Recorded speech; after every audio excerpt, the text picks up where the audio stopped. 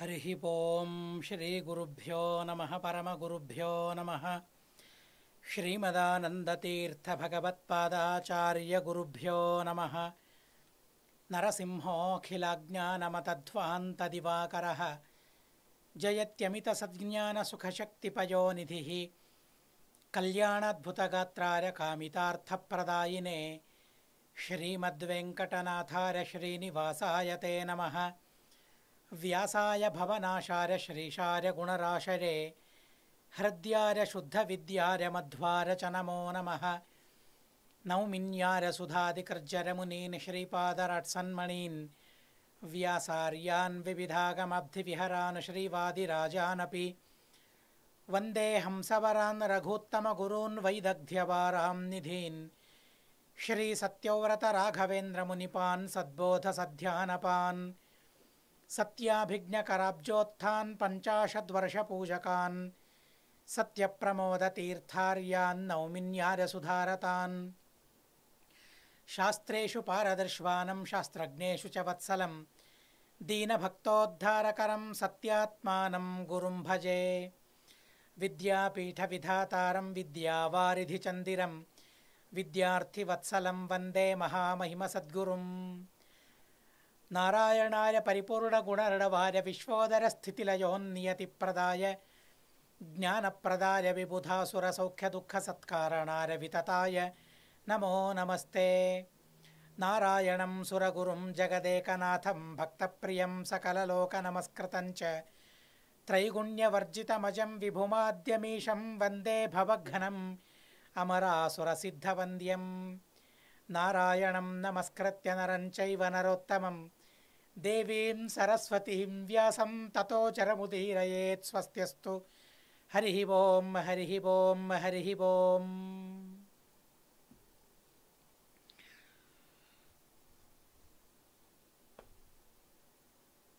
భీమసేన దేవుల వారు పాండవులు ఏ ఇంట్లో ఉన్నారో ఆ ఇంటి యజమానికి ఆపద వచ్చినప్పుడు ఆ ఆపదను పరిహరించడానికి సిద్ధమయ్యారు. కుంతీదేవిని పంపించారు. కుంతీదేవి వెళ్ళింది, కానీ ప్రసంగం కాదని ఇంకా లోపలికి వెళ్ళడం లేదు. వెలుపలే తను నిల్చుంది. వారి మాటలను తను వింటూ ఉంది.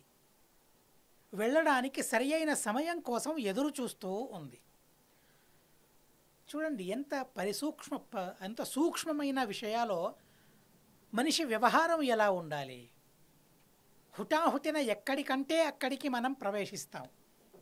అసలు సమయం సందర్భం ఉండనే ఉండదు.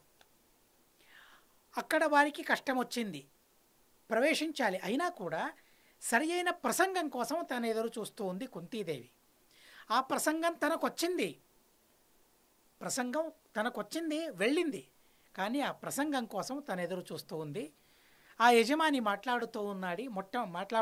మొట్టమొదట భార్యను కాస్త తిట్టాడు. అవును, ఇక్కడ ఉండొద్దని, మరో ప్రదేశానికి వెళదామని ఎంత చెప్పినా వినలేదు. ఇప్పుడు ఇలాంటి పరిస్థితిని ఎదుర్కోవాల్సి వచ్చింది అని తనన్నాడు. సరే, ఇక పరిస్థితి వచ్చిన తరువాత ఇక దాన్ని ఎలా ఎదురించాలి? నిందించి లాభం లేదు, దానికో ఉపాయం చింతించాలి. ఎవరైనా ఒకరు వెళ్ళాల్సిందే. నేనైనా, నువ్వైనా, కొడుకైనా, కూతురైనా, నలుగురున్నారు. నలుగురిలో ఎవరైనా ఆ బకాసురునికి ఆహారమై వెళ్ళాల్సిందే. ఇది తప్పదు. కనుక ఇప్పుడేం చేయాలి? నేను వెళ్ళలేను. నేనొక్కడే మిమ్మల్ని విడిచి నేను వెళ్ళలేను. నిన్ను పంపించడానికి నేను సిద్ధం లేను. కూతుర్ని, కొడుకుల్ని ఎలా పంపించను? కనుక అందరూ వెళదాం. సరే, తన కనికరం వస్తే బ్రతుకుదాం, లేదంటే చనిపోదాం, ఆహారం అవుదాం తనకు అని తన తీర్మానాన్ని చెప్పేశాడు యజమాని. యజమాని తన నిర్ధారాన్ని చెప్పిన తరువాత భార్య మాటలు కూడా చాలా అద్భుతంగా ఉన్నాయి. అందరి మాటలు అలాగే ఉన్నాయి. ఒక కుటుంబంలో అమ్మ, నాన్న అంటే భర్త, భార్య, కూతురు, కొడుకు ఎలాంటి సంబంధాన్ని పెంచుకోవాలి, ఎలాంటి బాంధవ్యాన్ని పెంచుకోవాలి, ఎలాంటి ప్రేమానురాగాలను అభివృద్ధి పరచుకోవాలి, చాలా చక్కగా ఈ భాగం చాలా అద్భుతంగా బకవధ పరమం పేరలా ఉంది. కానీ ఈ బకవధ పరమం అనేది చాలా చక్కగా చాలా అద్భుతంగా మనకు నేర్పుతుంది. సంబంధ బాంధవ్యాలను నేర్పే అత్యద్భుతమైన అధ్యాయాలు ఇవన్నీ కూడా.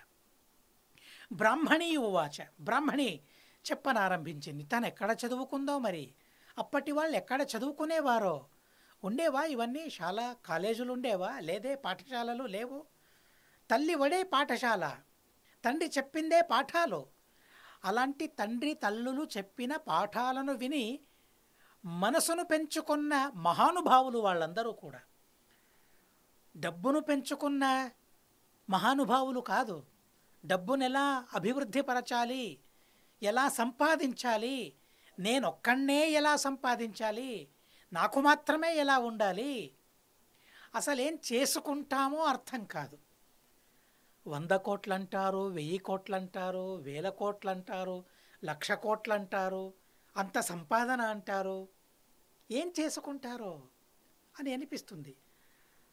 వారి దగ్గర ఉన్న ఆ డబ్బు వల్ల ప్రపంచాన్నే మార్చొచ్చు కదా. అందరికీ ఏదో ఒక సదుపాయాన్ని కల్పించవచ్చు కదా. ఏదో పైకి చేస్తూ ఉంటారు, అలా చేశారు ఇలా చేశారు అని వార్తల్లో వింటూ ఉంటాం.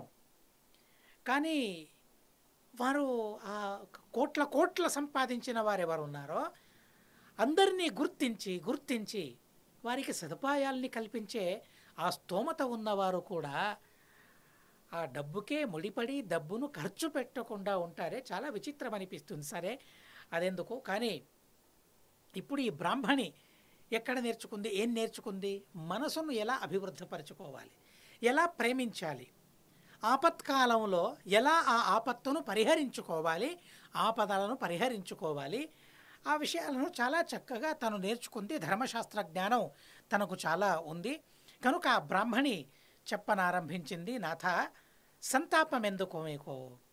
సరే, మీరు చెప్పారు, నేనేదో అన్నాను అప్పట్లో, ఇక్కడే సుఖంగా ఉంటామేమో అని నాకు అనిపించింది, అన్నాను. సరే, ఇప్పుడు సంతాపపడనవసరం లేదు. నహి సంతాపకాలోయం వైద్యస్య తవ విద్యతే. సంతాపం చెందే కాలం కాదిది, ఉపాయాన్ని ఆలోచించే కాలం ఇది. మరో విషయం ఏంటంటే, ఏది అవశ్యం భావి అయినదో, అవశ్యంగా అనుభవించి తీరాలో, దాని పట్ల ఎంత సంతాపాన్ని పొందినా లాభమేమి? అసలు సంతాపించడం వల్ల, దుఃఖించడం వల్ల, శోకించడం వల్ల మరింత హాని తప్ప దానివల్ల లాభమేమీ లేదు.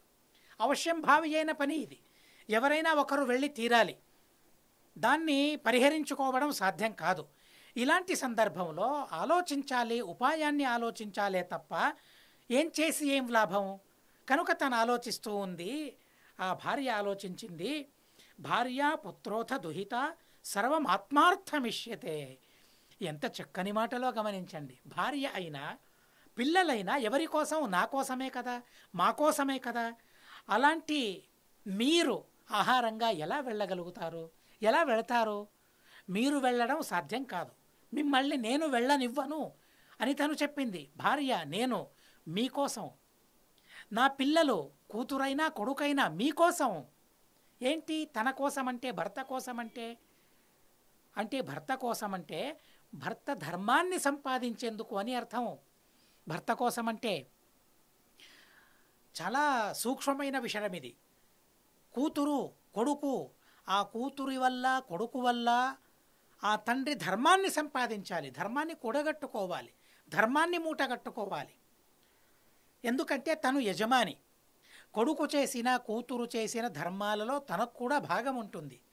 ఎందుకని? తను పెంచాడు, తను ప్రేమను పంచాడు, తను జ్ఞానాన్ని పంచాడు. కాబట్టి వారేం చేసినా, ఏ ధర్మం చేసినా తల్లిదండ్రులకు వెళుతుంది. కాబట్టి భార్య చేసినా కూడా ఆ భార్య ధర్మం ఏదైతే ఉందో అది భర్తకే ప్రధానంగా వెళుతుంది. అలా భర్త చేసిన పుణ్యం కూడా భార్యకు లభిస్తుంది, తను సహకారాన్ని అందిస్తుంది. కాబట్టి కనుక ఏతద్ధి పరమం నార్యాః కార్యం లోకే సనాతనం ప్రాణానపి పరిత్యజ్య యద్భర్తుర్హితమాచరేత్. ఓ బ్రాహ్మణి స్త్రీ చెబుతుంది. ఇలాంటి మాటల్ని వింటే అసలు ఇప్పటి స్త్రీలు అర్థం చేసుకోరు. ఈ మాటల్ని అర్థం కాదు ఎవరికి కూడా. స్త్రీలకు కాదు, పురుషులకు కూడా ఇలాంటి మాటలు అర్థం కావు.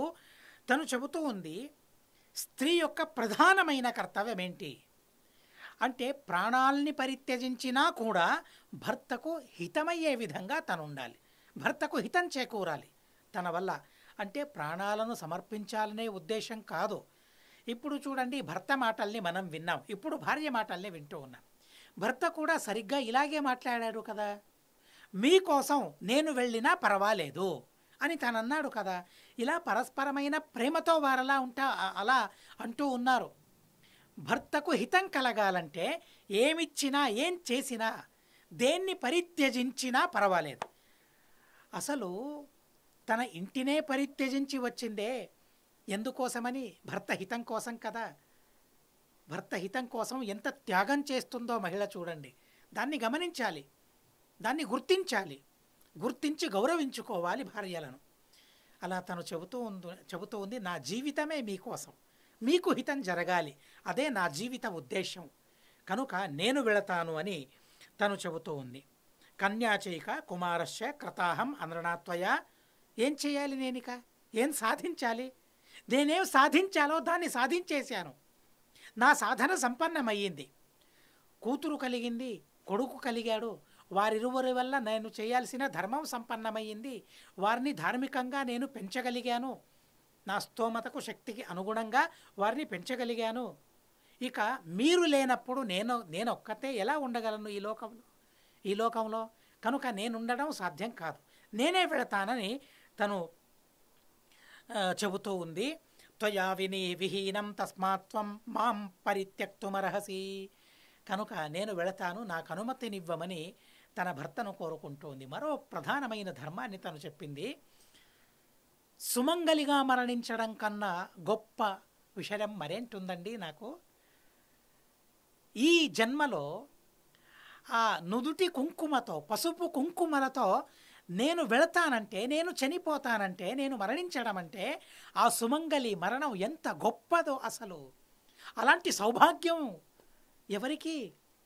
నాకేదో ఆ బకాసురుని వల్ల ఈ సౌభాగ్యం దక్కుతూ ఉందని నేను ఆలోచిస్తాను. వ్యుష్టిరేషాపరాస్త్రీణాం పూర్వం భర్తుఃపరాగతి.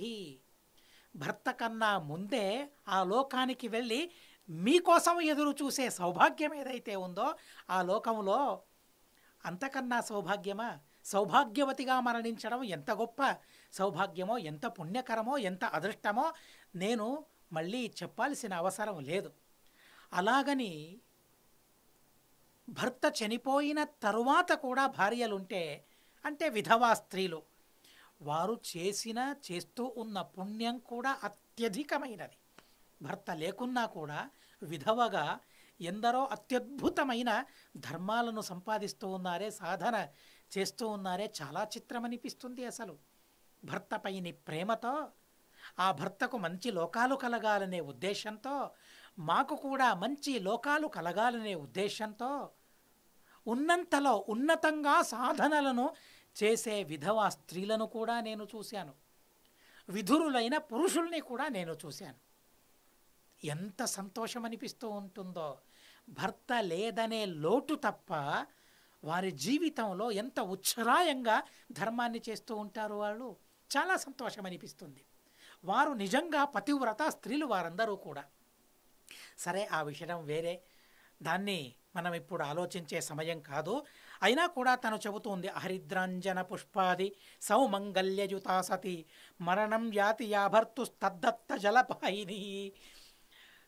ఆ భర్త నా కోసం శ్రాద్ధం చేస్తూ ఉంటే, నా ఉద్దేశంతో తిలతర్పణం చేస్తూ ఉంటే ఎంత సంతోషమని, ఆ పుణ్యాన్ని, ఆ సౌభాగ్యాన్ని, ఆ ఆహారాన్ని స్వీకరించడం నా సౌభాగ్యమని నేను ఆనందంగా నేను తన దగ్గరికి వెళతాను. అనుజానీహి మామార్య సుతౌమే పరిపాలయ.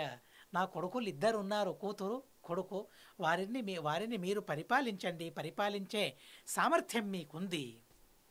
ఇందులో మరో గుణం కూడా ఉంది నేను వెళ్ళడంలో. ఏమా గుణం అంటే, నేను వెళతాను, స్త్రీ కదా నేను వెళ్ళింది, దైత్యులకు కూడా తెలుసు, ధర్మాధర్మాలు తెలుసు. అందులోనూ విశేషంగా రాక్షసులకు ధర్మాల గురించి తెలుసని ఆ బ్రాహ్మణి స్త్రీ చెబుతూ ఉంది. అవధ్యా స్త్రియ ఇత్యాహు ధర్మజ్ఞా ధర్మనిశ్చరే, స్త్రీలను సంహరించకూడదు అని ఒక శాసనమే వ్రాయబడింది. ఎంత గొప్ప శాసనమో అసలది. స్త్రీలను చంపకూడదు, స్త్రీలను సంహరించకూడదు, అవధ్యులు స్త్రీలు. యద్యపి నిజమే అయినా కూడా రాముడు చంపాడు కదా, కృష్ణుడు చంపాడు కదా. ఎందుకని? అతి దుష్టమైన పనులను వారు చేస్తూ ఉన్నారు కాబట్టి, లోక కంటకులై వారున్నారు కాబట్టి, ప్రజా కంటకులై వారున్నారు కాబట్టి, ప్రజలను పీడిస్తూ ఉన్నారు కాబట్టి, ఆ తాటక లేదా పూతన ఆ రాక్షసుల్ని రామ కృష్ణులు సంహరించారే తప్ప స్త్రీలను సంహరించకూడదు నిజంగా. కానీ దుష్టులైనప్పుడు సంహరించి తీరాలి. ఇదో సామాన్యమైన నియమం. అది అపవాదం. రాముడు చంపాడు ఎందుకని? దుష్ట స్వభావం కలది తను కనుక తాటకను రాముడు చంపాడు, అలాగే పూతనను కృష్ణుడు చంపాడు. అయినా సామాన్యమైన నియమం, స్త్రీలను సంహరించకూడదు. అందులోనూ కూడా ధర్మజ్ఞాన రాక్షసానాహు, రాక్షసులకు ధర్మమేంటో చాలా చక్కగా తెలుసట. ఎందుకంటే వారు ధర్మాన్ని చెయ్యరు, ధర్మజ్ఞానం వారికి ఉంది. ఎవరైతే ధర్మాన్ని చేస్తూ ఉంటారో అక్కడికి వెళ్ళి అక్కడ లోపాలను లొసుగులను కనుక్కొని వారి పుణ్యాన్ని వారు హరించుకుని వెళతారట. అలా ధర్మం గురించిన పరిజ్ఞానం వారికి చాలా చక్కగా ఉంటుంది కనుక నేను వెళితే నేను స్త్రీ అని కనికరించి నన్ను విడిచిపెడతాడేమో, అలా అందరూ సుఖంగా ఉండొచ్చు కదా, అది జరిగితే సుఖంగా ఉండొచ్చు కదా, ఇదో ఆనుకూల్యం, నేను వెళితే ఇది అనుకూలంగా ఉంటుంది, ఇలా జరగొచ్చేమో అనే సందేహమైనా ఉంటుంది. కానీ మీరు వెళితే అది సాధ్యం కాదే, కనుక నన్ను వెళ్ళడానికి అనుమతించండి అని తనంటూ ఉంది. ఇంకా చాలా రోజులు బ్రతకాలి, ఇంకా చాలా సుఖాల్ని అనుభవించాలి అని తను అనడం లేదు. ఎవరైనా ఒకరు ఆహారంగా వెళ్ళి తీరాలి. నేను వెళతాను, నేను చేయాల్సిన సాధన చేసేసాను. తను చెబుతూ ఉంది, భుక్తం ప్రియాణ్యవాప్తాని ధర్మశ్చ చరితోమయ, కావలసిన భోగాలను అన్నిటినీ కూడా నేను అనుభవించాను, కావలసిన వస్తువులనన్నిటినీ పొందాను, ధర్మాన్ని కూడా చేశాను. త్వచ్చుశ్రూషణ సంభూత కీర్తిశ్చాప్యతులా మమ, ఎటు వెళ్ళినా కూడా నాకు కీర్తి. ఏమని కీర్తి అది అంటే నీ శుశ్రూష, మీ శుశ్రూష, మిమ్మల్ని నేను సేవించాను కదా, మిమ్మల్ని సేవించడం వలన నాకెంత కీర్తి కలిగిందో, ఎటు వెళ్ళినా ఆ కీర్తి నన్ను వెంబడిస్తూ ఉంది, ఎటు వెళ్ళినా నన్ను అలాగే ఆదరిస్తూ ఉన్నారు. ఎందుకని? చాలా చక్కగా పతి శుశ్రూషను నువ్వు చేసావట, చాలా సంతోషమని అందరూ నన్ను చూసి నేను సంపాదించిన ఆ ధర్మాన్ని పతిసేవను చూసి నన్ను పొగుడుతూ ఉన్నారు, నన్ను కొనియాడుతూ ఉన్నారు, నన్ను స్తుతిస్తూ ఉన్నారు. అలా నా కీర్తి దిశలా ప్రచారం కలిగింది నా కీర్తికి. ఇక సంపాదించాలి, ఏం సంపాదించాలి? నేను ఇంతటి కీర్తిని ఇంతటి పుణ్యాన్ని సంపాదించిన తరువాత ఇక నేను ఎందుకని ఉండడం? సరే, ఇంకెన్ని రోజులు ఉంటానో అన్ని రోజుల వరకు ఈ సాధనను నేను చేయొచ్చు. కానీ ఇప్పుడు పరిస్థితి అలాంటిది కాదే, ఎవరో ఒకరు వెళ్ళాలి, కనుక నేను వెళతాను అని తను పట్టుబట్టింది. ఉత్సృజ్యాపి హిమామార్య ప్రాప్స్యన్యామపి స్త్రియాం నచాప్యధర్మ కళ్యాణ ఏవముక్తస్తయా భర్త తాం సమాలింగ్య భారత. ఇలా తన భార్య చెబుతూ ఉంటే ఆ భార్య యొక్క ప్రేమ, ఆ మాటల్లోని ప్రేమ, మాటల్లో పెళ్ళుబికిన ప్రేమ, మాటల్లో మాత్రమే కాదు మనసులో పెళ్ళుబికిన ప్రేమ మాటలో అభివ్యక్తమవుతూ ఉంది. అలాంటి ప్రేమను గమనించి ఏం చేయాలి తను? కౌగిలించుకున్నాడు ప్రేమతో. పిల్లలున్నారు నిజమే, కానీ ప్రేమతో తను కౌగిలించుకున్నాడు. ఎందుకని వెళ్ళలేదో గమనించండి. ఇలాంటి పరిస్థితులు ఉంటాయి, సంకోచం కలుగుతుంది ఇంట్లోని వాళ్లకు. కనుక కుంతీదేవి వెళ్ళలేదు, సరి అయిన ప్రసంగం కోసం తను ఎదురు చూస్తూ ఉంది. అలా కౌగిలించుకున్నాడు, కౌగిలించుకుని ఏడవడానికి ప్రారంభించాడు తను.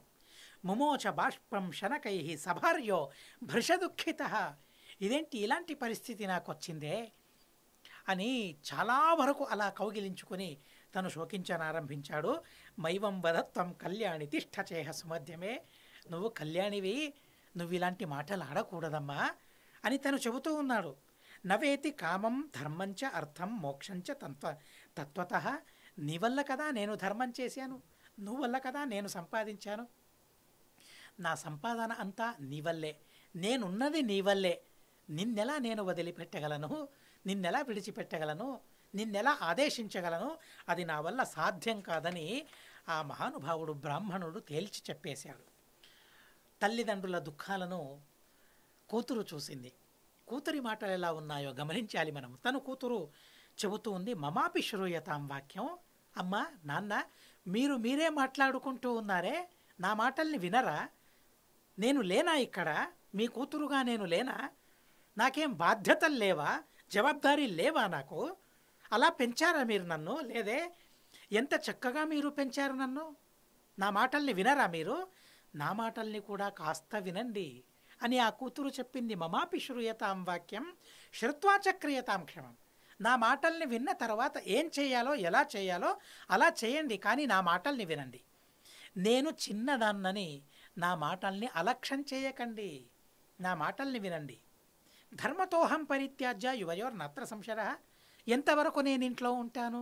చూడండి, వారు మేం వెళ్ళడానికి ఏమేం మార్గాలున్నాయో, నేను వెళ్ళాలి, నేనే వెళ్ళాలి అని చెప్పడానికి ఏ యుక్తులు కావాలో, ఏ ఉపాయాలు కావాలో వాటినన్నిటినీ వారు ఆలోచించి చెబుతూ ఉన్నారు. మీరిద్దరూ ఎందుకు వెళ్ళడం? నేను వెళతాను, నేను వెళ్ళాలి. ఎందుకని నేను వెళ్ళాలి? ఎప్పుడైనా ఏ రోజైనా ఓ రోజు వెళ్ళాల్సిన దాన్నే కదా నేను. ఇంట్లో ఎల్లప్పుడూ ఉండాల్సిన దాన్నా నేను కాదే. ఏదో ఓ రోజు పెళ్లి చేసి పంపుతారు కదా నన్ను. అలా పంపిన తరువాత నేను ఇంట్లో ఉండగలనా? మళ్ళీ ఏ రోజుకు వస్తానో తెలియదు, ఎప్పుడు వస్తానో తెలియదు. కనుక ఇంటి నుండి బయటికి వెళ్ళాల్సిన దాన్ని నేను ఇప్పుడే వెళతాను. అందులో ఏమి దుఃఖం? మీరందరూ సుఖంగా ఉండండి. అమ్మ నువ్వు సుఖంగా ఉండాలి, నాన్న నువ్వు సుఖంగా ఉండాలి. నీ ప్రేమను, మీ ప్రేమను నేను అనుభవించాను, చాలు, అంత చాలు నాకు అని తను అంటూ ఉంది. భ్రాతాచ మమ బాలోయం గతే లోకమమం త్వయి. తమ్ముడు తను ఇంకా చిన్నవాడు కనుక తనే అనుభవించలేదు ఇంకా. కనుక ఆ తమ్ముడు ఉండాలి, అమ్మ నాన్నలు మీరు ఉండాలి. అంతేకాకుండా ఆ కొడుకు ఎందుకు ఉండాలంటే పిండ పితృణాం విచ్ఛిద్యే తత్తేషాం విప్రియం భవేత్. కొడుకు వెళ్ళాలి, కానీ తను వెళితే ఒక తప్పు జరుగుతుంది. ఏంటా తప్పు? తను వెళితే పిండం పెట్టేవారెవరు, శ్రాద్ధం చేసేవారెవరు? శ్రాద్ధం చేయకపోతే సద్గతి ఎలా దొరుకుతుంది? దొరకదే, సద్గతి కలగదు. కనుక సద్గతికి ఆ కొడుకు చాలా అవసరం. కనుక తను ఉండాలి. నేను శ్రాద్ధం చేయగలనా? లేదే. ఎలా మీకు ఉపయోగపడగలను? ఈ ఇంట్లో నా ఉపయోగం ఏమీ లేదు, నా వల్ల ఉపయోగం లేదు, కనుక నేను వెళతాను అని తను చెప్పనారంభించి మాతాపిత్రోశ్చ పుత్రాస్తు భవితారో గుణాన్వితాః నతు పుత్రస్య పితరః పునర్జాతు భవిష్యతః. ఎంత చక్కని మాట చెప్పిందో. అమ్మ నాన్న, మీలాంటి అమ్మ నాన్నల్ని పొందగలమా మేము? నేనైనా తమ్ముడైనా మీలాంటి గుణవంతులైన అమ్మ నాన్నల్ని పొందగలమా మేము? ఏ జన్మలోని పుణ్య పరిపాకమో తెలియదు, మీలాంటి తల్లిదండ్రులు మాకు దొరికారు. కానీ నాలాంటి కూతుర్ని మళ్ళీ మీరు కనగలరు కదా, మళ్ళీ సంపాదించుకోగలరు కదా. ఆ తపస్సు చేసి ధర్మం చేసి నాకన్నా అధికమైన పుణ్యాత్ములైన కూతుర్ని మీరు సంపాదించగలరు. కానీ మీలాంటి తల్లిదండ్రుల్ని సంపాదించుకోవడం మా వల్ల సాధ్యమా? కూతురు ఎంత అద్భుతంగా తను ఆలోచిస్తూ ఉందో చూడండి తల్లిదండ్రుల గురించి. ఇంతకన్నా అద్భుతంగా తల్లిదండ్రుల గురించి ఆలోచించిన మాటలుంటే ఉన్నాయా ఎక్కడైనా? యది హస్తి తదన్యత్ర ఎన్నే హస్తి నా కుత్రచిత్. మహాభారతంలో తల్లిదండ్రులు, మహాభారతంలో తల్లిదండ్రుల గురించి ఎవరెవరు ఎలా ఎలా ఆలోచించారు అనే విషయాన్ని కూడా మనం సంగ్రహించవచ్చు. అంతటి అద్భుతమైన విషయం ఇది. ఎంత ఉన్నతమైన స్థాయిలో తను చింతిస్తూ ఉందో చూడండి. కూతురు ఇంకా పెళ్ళి కాలేదు, ఇంకా వయస్సు మీద పడలేదు. అయినా కూడా ఆ వయసుకు తగిన విధంగా తను ఆలోచించాలి. కానీ వయసు మళ్ళిన వాళ్ళు ఎలా ఆలోచిస్తారో అలాంటి ఆలోచనల్ని తను చెబుతూ ఉంది, అలాంటి మాటల్ని తను చెబుతూ ఉంది. అమ్మ నాన్న, మీలాంటి అమ్మ నాన్నల్ని పొందడం మా వల్ల సాధ్యం కాదు, కానీ మాలాంటి కూతుర్ని, మాలాంటి కొడుకుల్ని సంపాదించడం మీ వల్ల సాధ్యం. కనుక మీరుండాలి. ఎలాంటి మాటలు ఉన్నాయో మరోసారి నేను చదువుతాను, గమనించండి. మాతా పిత్రోశ్చ పుత్రాస్తు భవితారో గుణాన్వితా, గుణాన్వితులైన కొడుకుల్ని తల్లిదండ్రులు మళ్ళీ సంపాదించగలరు. కానీ నతు పుత్రస్య పితరః పునర్జాతు భవిష్యతః. ఆ కొడుకులకి మీలాంటి గుణవంతులైన తల్లిదండ్రుల్ని ఎలా సంపాదించగలరు? అసలు సంపాదించడం సాధ్యమా? మమ్మల్ని కనడం కోసం ఎన్ని ధర్మాలను చేశారు, అసలు ఎన్ని పుణ్యకర్మాలను చేపట్టారు. అసలు కలయిక వల్ల మాత్రమే సంతానం కలుగుతుందా? కాదే. కలయిక ఉండాలి. భార్యాభర్తల కలయిక మాత్రమే కాదు, పుణ్యం యొక్క కలయిక, త్రివేణీ సంగమం ఉండాలి అక్కడ. భార్యాభర్తల కలయికతో పుణ్యం కూడా కలిస్తే మాత్రమే త్రివేణీ సంగమం ఉంటే మాత్రమే గుణవంతురాలైన సంతానం కలుగుతుంది. అలా నేను పుట్టడానికి కానీ తమ్ముడు పుట్టడానికి కానీ ఎన్ని ధర్మాలు చేశారు, ఎన్ని నోములు చేశారని మీరు, ఎంతగా శ్రమించారని మీరు. అలా శ్రమించి మమ్మల్ని కన్నారు. అమ్మ 9 నెలల వరకు ఎలా మోసావే నన్ను? అసలు నాకే ఆశ్చర్యం అనిపిస్తుంది. నిజమే, నేను కూడా ఆ తల్లి ధనాన్ని అనుభవించాలి, నిజమే. కానీ మీరు నాకు కావాలి, మీరు ఉండాలి, మీలాంటి వారు ఉండాలి. మీలాంటి వారు ఉంటే మాలాంటి వాళ్ళు పుట్టొచ్చు, కానీ మాలాంటి వారికి మీలాంటి వాళ్ళు ఉండొచ్చా? లేదే. మీలా సాధ్యం అవ్వచ్చా? మీలా అవ్వచ్చా మేము? ఎందుకనో నాకు అనిపించడం లేదు. కనుక మీరుండి తీరాలని తను చెబుతూ ఉంది. ఉత్ఫుల్లనయనో బాల తత ప్రరుదితాన్ సర్వాన్ నిశమ్యాత సుతస్తదా. ఇలా మాట్లాడుతూ ఉన్నప్పుడు అసలు తల్లిదండ్రులకి అసలు అక్కడ ఉండబుద్ధి కావడం లేదు.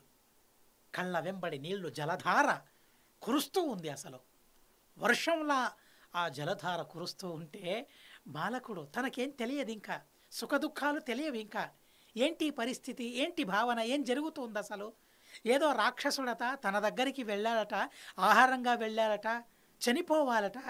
సరిగ్గా అర్థం కావడం లేదు, అర్థమైనట్లవుతోంది. తన చేతిలో ఓ చిన్ని కట్టె ఉందట. ఆ కట్టెను తీసుకుని చెబుతూ ఉన్నాడు, ఉత్ఫుల్లనయనో బాల. ఆ బాలకుని కళ్ళలో సంతోషం తాండవిస్తూ ఉందట. అలా ఆ వికసితమైన కళ్ళతో ఆ బాలకుడు చెబుతూ ఉన్నాడట, నాన్న ఎందుకని ఏడుస్తూ ఉన్నావు? అమ్మ, అక్క ఎందుకని ఏడుస్తూ ఉన్నారు మీరందరూ కూడా? నాకు అర్థం కావడం లేదే. ఎంత ఆలోచించినా ఎంత విన్నా ఎందుకని మీరు ఏడుస్తూ ఉన్నారని నాకు తెలియడం లేదు. కానీ నాకు ఒకటి మాత్రమే తెలిసింది, ఏదో దైత్యుడు ఉన్నాడని. తృణం తన చేతిలో ఒక గడ్డి పోచ, కట్టె కూడా కాదు, ఒక గడ్డి పోచను తన చేతిలో తీసుకున్నాడట. తీసుకుని సంతోషంతో చెబుతూ ఉన్నాడట. మహాభారతం అంటూ ఉంది, ప్రహృష్ట పునరబ్రవీత్. ప్రహర్షంతో సంతోషంతో తను ఇలా చెబుతూ ఉన్నాడట. ఏమని చెప్పాడు తను? అమ్మ, నాన్న, అక్క, నేను మాట చెబుతాను, మీరు వింటారా? అనేనాహం హనిష్యామి రాక్షసం పురుషాధకం. ఈ గడ్డి పోచతో నేను తనను చంపేస్తాను, సంహరిస్తాను. ఎందుకని దిగులు పడుతూ ఉన్నారు? ఎందుకని శోకిస్తూ ఉన్నారు? శోకమేలా అని చెబుతూ ఉంటే అలాంటి దుఃఖంలో కూడా ఆ తండ్రికి, తల్లికి, అక్కయ్యకు సంతోషం కలిగిందట. ఏదో బాలవాక్కు బ్రహ్మవాక్కు అంటారే, అలా జరుగుతుందేమో మరి అని వారు అనుకుంటూ ఉన్నారు. సమహానభవత్, మహాన్ అతిశయితమైన హర్షం, సంతోషం వారికి కలిగిందట. ఇది సరి అయిన సమయం అనుకుంది కుంతీదేవి. ఎదురు చూస్తూ ఉంది. దుఃఖంలో ఉన్నప్పుడు వెళ్ళడం కాదు, ఇలా సంతోషంగా ఉన్నారే, ఇలాంటి సందర్భంలో నేను వెళ్ళానని కుంతీదేవి అనుకుని వారి మధ్య కుంతీదేవి ప్రత్యక్షమయ్యిందట. గతాసూనమృతేనేవ జీవయంతీదమబ్రవీత్. అసలు ప్రాణపరిత్యాగం జరిగిన తరువాత, చనిపోయిన తరువాత వారికి అమృతప్రాశనం చేస్తే ఎలా ఉంటుందో, ఎలా సంతోషం కలుగుతుందో, అలా వారిని సంతోషపరుస్తూ కుంతీదేవి అక్కడ ప్రత్యక్షమయ్యిందనే అత్యద్భుతమైన విషయాన్ని మహాభారతం చెబుతూ ఉంది. మిగిలిన విషయాలను మళ్ళీ క్రమంగా విందామని చెబుతూ అస్మద్గురువంతర్గత తాత్విక దేవతాంతర్గత భారతీరమణ ముఖ్య ప్రాణాంతర్గత శ్రీకృష్ణార్పణమస్తు. అక్షరం కర్మ రస్మిన్ పరే స్వర్పితం ప్రక్షరం యాంతి దుఃఖాని యన్నామతః అక్షరోయో అజర సర్వదేవామృతః కుక్షియం యస్య విశ్వం సదా అజాదికం ప్రణరామో వాసుదేవం దేవతామండలాఖండమండనం. హరి ఓం హరి ఓం హరి ఓం. అనేన భావియత్పుణ్యం అవాప్నోతు గురుర్మమ.